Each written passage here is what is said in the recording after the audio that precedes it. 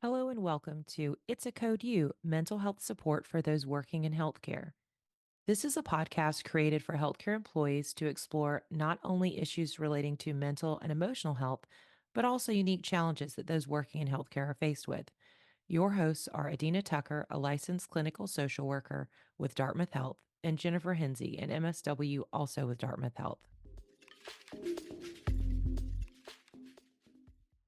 Welcome to It's a Code U. On this episode and in the next few, we are going to be talking about mindfulness. We've all heard it before talked about on social media, self help books, but what exactly is it and why is it important? And what benefits could mindfulness practice bring to your life? And one of the most important things, how do you actually practice it? And what are real takeaway actionable steps that you can do to practice mindfulness in your life? So, we're going to get into all of that and talk about that today and really dive into what is this idea of mindfulness. So, first, let's start by defining what mindfulness is. It's this term that I think has captured a ton of different things. It's become kind of a trendy thing to engage in or to say you're doing, but maybe most folks don't really understand exactly what it is. So, we'll try to break it down a little bit. So, mindfulness, or the practice of mindfulness, when we're actually trying to be mindful, is basically being aware of how we're feeling in the moment. And that includes things like the sensations in our body and being aware of them without actually judging what we're feeling. It's the ability to be fully present and focused on where we are, what we're doing, and not allowing our focus to shift to outside things or situations or thoughts of thoughts of the past or the future or our work stuff that's coming up or all that stuff. So often we think of being present with things like putting our phone down when we're having dinner with someone so we can really be present in the moment. But something really important and beneficial about being mindful is just allowing ourselves to be fully present with ourselves. So that means focusing on how our body feels, what we're feeling, and accepting what those things are without trying to interpret them, attach meaning, trying to think more about them, or maybe getting into a spiral about what that could be. It's really just noticing that those feelings are there and just allowing them to be. So, let's get into what some of the benefits of practicing mindfulness are. And these are all been proven through research as different things that can be helpful and different benefits you can have. So, practicing mindfulness in your daily life can reduce stress. It can help you gain self awareness and insight into yourself, how you work, what's important to you. It could also improve the performance of your working memory. And there was actually a study done that I shared with Jennifer because I thought it was super interesting with military recruits in training. And they found that after practicing daily meditation, their working memory actually increased.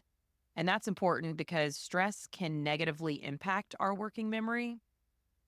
And now they've even instituted a program called mindfulness based attention training that's specifically designed for military populations. So I thought that was super interesting, especially for people who work in high stress environments like healthcare workers, right? And so your working memory is being affected by that stress. So practicing mindfulness could actually help combat that and increase it. It's also important to know that mindfulness practice has been shown to have positive benefits for health, overall happiness, work life, and in your relationships. It can help reduce anxiety and depression symptoms, and it can just help improve your overall quality of life.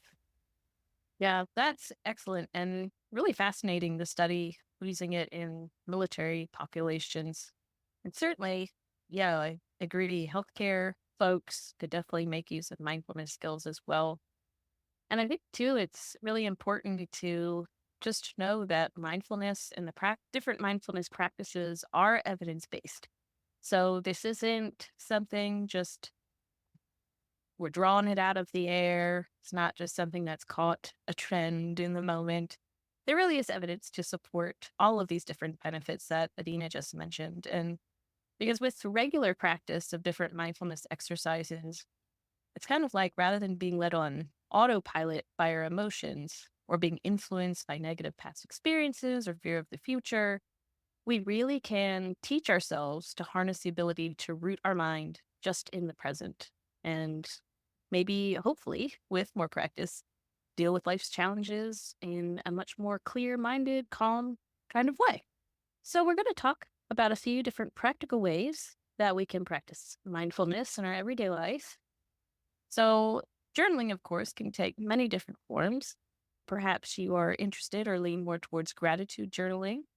So, listing out a few things each day that you are grateful for, or even journaling to just check in with yourself. So, you can journal about progress that you've made towards different goals you've been working on, roadblocks that maybe you're dealing with, or even if it's just a matter of coloring and doodling. And there's a type of doodling specifically called Zen doodling that I actually learned about recently from one of our providers, Stephanie Chestnut, who you might have heard on a previous episode and forthcoming episodes too. But Zen doodling is where you really just allow yourself to take your pen, your pencil, your whatever it is you're using, and allow yourself to just doodle, freely doodle.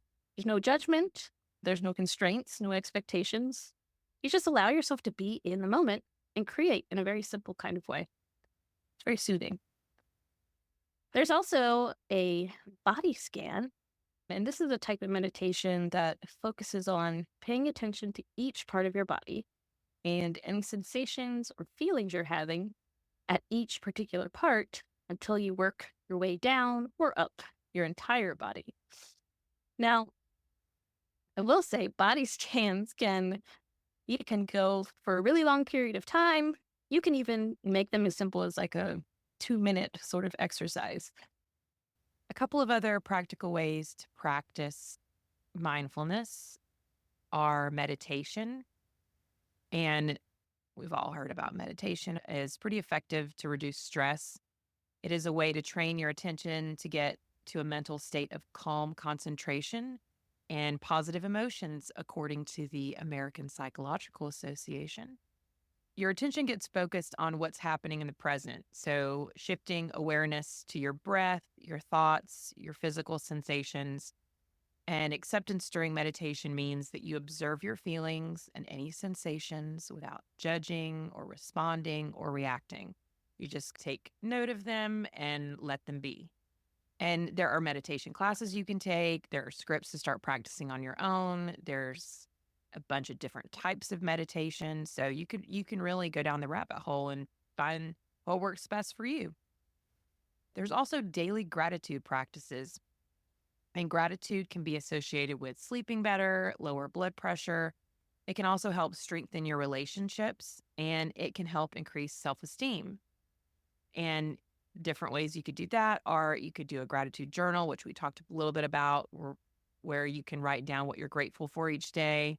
Or you could even take a break during your day to think of something you're grateful for that day, especially if you're having a bad negative day. You could take a walk and notice the sounds, smells, sensations, sights, and tastes, and acknowledge the things that you come across that you're grateful for the experience of. Then there's also grounding techniques. And these are a form of mindfulness, but they are also often used when someone is feeling overwhelmed or anxious. And these are ways to actively focus your attention on the present moment by using senses and physical sensations. And these are ways to really anchor you in the present. And that's what kind of helps diffuse out any anxious thoughts or feelings.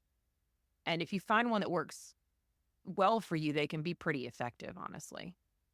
My favorite grounding technique that I use, that I actually stole from a client because they told me that they do it, is ice. I will take, usually, I'll take one of those lunchbox ice packs that's like just, I keep in there frozen, and I put it on my chest. And that I just leave it on there for a few minutes and just hold it and take deep breaths and just concentrate on the cold feeling. And that actually is very helpful with bringing down some anxiety. And every time I have a client who has anxiety now and I'm going over grounding techniques, I say, try the ice. That is a good one. And it's a pretty fairly easy one that you could do if you have access to ice or cold something, or even just like cold water, and maybe just sticking your hands out and running them under cold water in the moment. Yeah, that's a great one. Yeah. The cold water is a good one. And the same person said if they don't have ice, they'll do the cold water. Cold water on your face, like just putting cold water on your face, if you're able to do that, is also a good one. Cause again, it's that same kind of like shock of focus on this thing. Yeah, yeah, that's a good one. I will say one of my favorite mindfulness practices is actually you could tie it into a grounding of sorts if you get into a texture sort of thing and like feeling the texture of something. But really, I find it helpful if like you're getting anxious or worked up in a situation where you're waiting in line at the DMV, right? Or maybe you're in a jam-packed hallway. There's a lot of chaotic stuff going on. Now I think about outside of in a kid's auditorium at school, and everybody's just moving around. It's chaos, but you can't go into the auditorium yet. And it's always loud and echoey in there, right? And you have nothing you can do but just stand there and wait for the thing to happen, that everybody can start moving again. But I like to pick a point in the room and just notice something to observe. So maybe that's like the way the rafters are crisscrossed in the ceiling, or even like grout in between tiles on the wall. And really just spending a moment observing the texture, observing the material of it, just thinking a little bit about how did this structure come together? And how many grains were required to make this section of grout? And it might sound a little bit silly, but in that moment, as you're concentrating on just this little particular feature of wherever you are, it is a little bit like giving your brain a break from all the stimulation around you. And I find that it helps me appreciate too just a very simplistic piece of my environment that maybe I otherwise would have never noticed before. And of course, you can do this anywhere really. And I think somewhere out in nature is a great place to do it too. And it might be a little bit easier and more interesting than grout between bricks too for folks. You never know. But yeah. But anyway, you could tie it into a grounding thing too. If, you happen to be standing by that wall, and then you take your hand and you feel the texture of the brick or feel the texture of the grout, and then you can connect those senses with that whole observation experience too. So, yeah. Yeah. I think that's what I like about hiking is that, especially if it's quiet, is just like being able to smell how the air smells different and listen to the sounds that are happening and just taking everything in. It's really makes you focus on the present. Another grounding technique that I do with this, which I did yesterday because I had to get an MRI, and turns out I am a little claustrophobic, which I knew. So as soon as they put that little thing on my head, I closed my eyes immediately and I was like, and now. But I do this sometimes. Sometimes if like when I lay down to go to sleep, I start having the running thought of whatever's going on or things I need to do. And then sometimes that makes me anxious. And I'm like, I just want to go to sleep. I got to get up. So I will actually close my eyes and start at 100 and count backwards and just take a deep breath and be like 99 in my head. And then I never make it all the way to when I usually fall asleep. But I did that yesterday because I was like, all right, I don't want to freak out. I want to squeeze the little thing and be like, let me out of here. So I did the counting and it was like, I don't know how, it was like 10 minutes or something. It felt longer, but I had to start over. I got all the way to 1 and then I was like, okay, and now we'll start at 200. But it helped me to not get real worked at. Yeah. Yeah. That's great. And that's certainly a good spot to test that out. That's great. And you found that it worked for you. Yeah, especially when you're trapped. I've also started doing I journal anyway, but I've started just adding a little gratitude journal at the end, and because I feel like years ago, and I think I've mentioned this in other episodes, somebody on Facebook did the whole in November, like, day 1, I'm thankful for whatever, and I remember thinking like, "That's so silly," and then I finally gave in, and then I was like, "Wow, I feel better." I feel better just by acknowledging that, especially I feel like on the hard days, I noticed it because my kids were little and it was stressful. And sometimes I had nothing left to give. And I'd be like, I'm thankful for nap time and coffee. And then, but then it was like, okay. And I got through it. And now here's the next thing. So I've started doing that recently, just trying to think of each day, just like things I'm grateful for. And it really does change your mindset. So and it's easy to do because there's always something. It might, maybe it's only coffee, or maybe you write with a purple pen and you love that purple pen. It can be the simplest of things. When there's so much good research supporting gratitude practices and the benefits of it. And so and this, I don't have the exact study in front of me, but one of the many studies done in it found that there's like a snowball effect to practicing gratitude, right? When you do it so many times and it can become a habit, it's easier to identify things that you are grateful for. So then you have this nice compounding positive effect.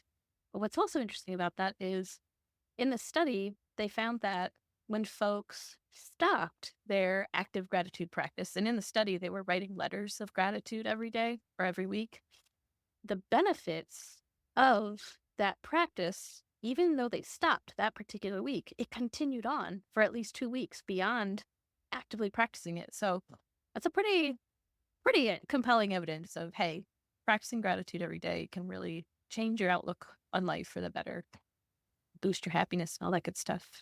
Well, it's just like classic CBT or cognitive behavioral therapy techniques that we use a lot in therapy to combat like negative self-talk and stuff. But it, to me, just feels like that. It's like change the lens at which you see everything through, and it Yeah. then changes the way you feel. So I'm grateful for gratitude. And next, Jennifer is up with mindfulness practices in the healthcare setting. Take it away, Jennifer. So since we're a podcast dedicated to serving employees who work in the healthcare setting, we also need to make sure we talked about how mindfulness, it's not only beneficial to folks working in this industry, but also it can be a practice that is still very accessible to you. So even in the midst of high chaos, fast-paced jobs, or even during literal life or death situations, healthcare workers tend to encounter. So first, let's talk about why mindfulness for healthcare professionals specifically. Well, it may not come as a surprise if you happen to work in the healthcare industry that research shows that baseline rates of burnout amongst physicians were around 50%, and that was even before the COVID-19 pandemic. So fairly high rates of burnout. But since COVID, those rates have increased. And recent data shows that 60% of healthcare workers report that their mental health has suffered over the last year. And I know that from the patients you and I see, Adina, burnout is definitely an issue folks are struggling with. It's on their mind. It's an ever present issue, unfortunately. But for doctors and providers, mindfulness practices can ease these symptoms. Might not be a cure all, but it can certainly ease the symptoms while also improving engagement, a sense of meaning at work, and improving the ability to navigate difficult conversations with patients and to feel empathy, right? Because compassion fatigue is definitely a thing too, if you're in the healthcare industry. The enhanced self-awareness and emotion regulation that can come from daily mindfulness practices also enhances teamwork, can help with decision making, and ultimately patient safety. And finally, as we mentioned previously, mindfulness can improve emotional intelligence, it can help with our sleep, and it can definitely contribute to building overall resilience, a really important quality for our folks in the healthcare industry. So, what can healthcare workers do to incorporate some mindfulness practices into their very busy routines? Well, you can definitely engage in some of the practices we've discussed above, like the journaling, the body scans, grounding techniques. And we get it that you likely need something a little bit more accessible and practical. So we've laid out a few simple practices, three, that healthcare workers can use on the job, on the go. And if you're in healthcare, you know that those two phrases are usually simultaneous. So keep in mind these practices are not a band aid, they're not a fix for anything in particular. They're really an acknowledgement that when we're knocked off balance, when we're feeling burned out, when we're caught up in a lot of stress in the day to day, there is value to having some tools that we can use to settle ourselves in that moment. And hopefully, like we said, build up our resilience.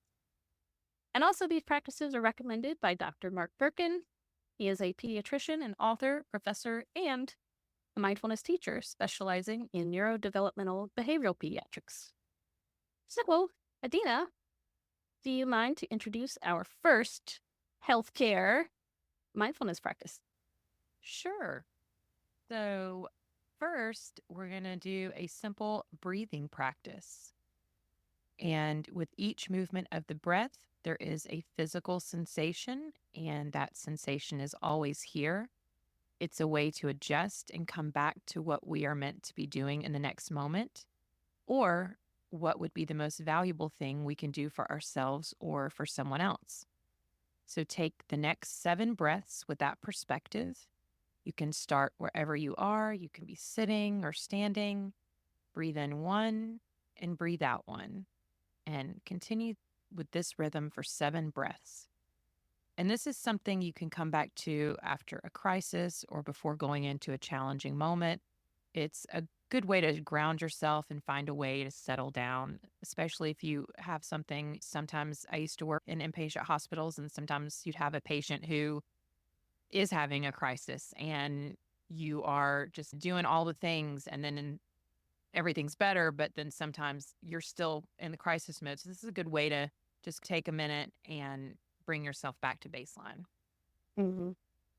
Yeah, that's great. Right. And in those high crisis situations, high moments of chaos, it's really easy to absorb the emotions of the room. And when that happens, our critical thinking can end up taking the back seat. We can get really caught up, highly emotional as well. So, yeah, breathing, definitely a great way to come back down, calm yourself a bit. All right. Now, the next one, it's a mindful way to wash your hands. I know if you work in healthcare, there is a lot of hand washing going on. Each time you wash your hands during the day, it can be an opportunity to catch a break for at least a few seconds. There's nothing specifically to do or to fix or to change. So instead, just washing our hands can be a little micro point of rest. So while you're washing your hands, just bring your awareness to the physical sensation of the hot water and soap. Acknowledge this experience as something that's real and right now. Maybe even just take note of how the water sounds as it's coming out of the faucet. Incorporate a counting exercise if you can by washing your hands for the recommended 30 to 40 seconds. And again, we're not trying to force ourselves to feel anything. There's an aspect of mindfulness practice that's just simply acknowledging our experience, even if it's something as simple as washing our hands. The last of the 3 healthcare mindfulness practices is something called the doorknob or stop practice. So, this practice starts with the assumption that if we can get out of autopilot mode, see with clarity, and practice being settled, then we're going to understand what needs to be done, or maybe that it's not the time to be doing something.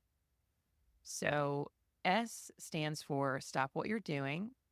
T is take a few breaths.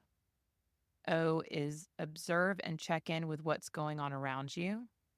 P, pick how to proceed. Ask yourself, what is the most skillful thing to be doing next? In medicine, it's often called the doorknob practice because it only takes a few moments. each time you put your hand on a doorknob to enter a room for the next experience with another human being, whether it's a patient visit or an administrative meeting, you can take that stop practice and remind yourself, stop, take a few breaths, observe and notice how things are, and pick how to proceed with intention.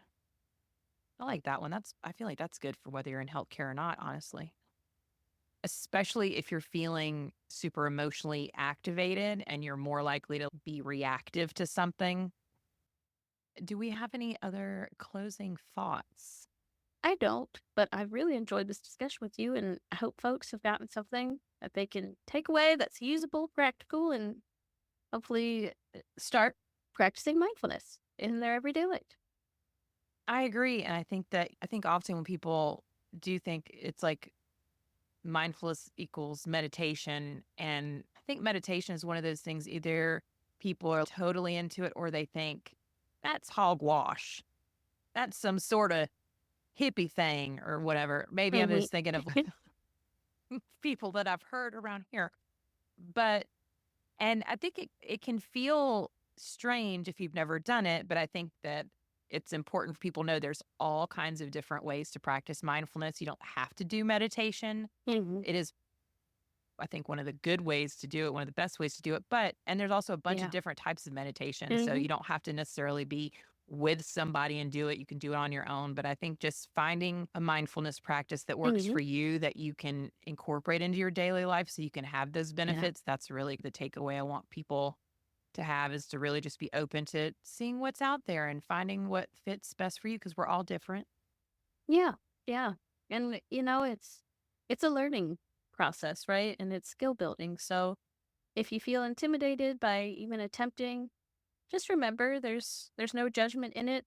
It's you're likely doing a lot of different sorts of mindfulness practices in your life every day and might not even realize it.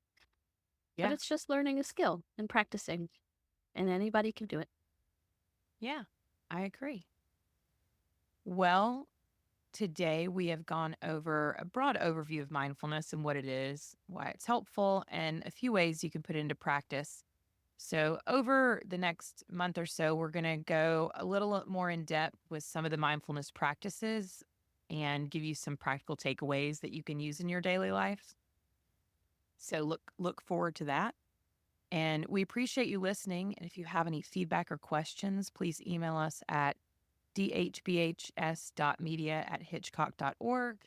If you haven't left us a rating or review, we would so appreciate it on whatever listening platform you prefer. And thank you so much for listening.